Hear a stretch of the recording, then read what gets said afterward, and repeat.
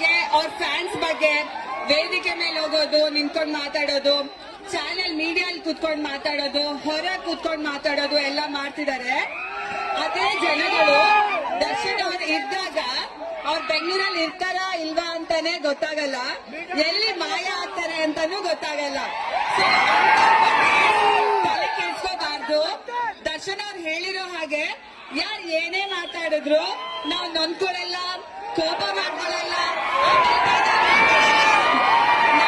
Important ನಿಮ್ಮ ಪ್ರೀತಿ ಹಾಗೂ ಬೆಂಬಲ ಮಾತ್ರ. ಸೊ ನೀವುಗಳು ಹಾಗೆ ಬೇಜಾರ್ ಮಾಡ್ಕೋಬೇಡಿ, ಕೋಪ ಮಾಡ್ಕೋಬೇಡಿ, ಟೆನ್ಷನ್ ತಗೋಬೇಡಿ.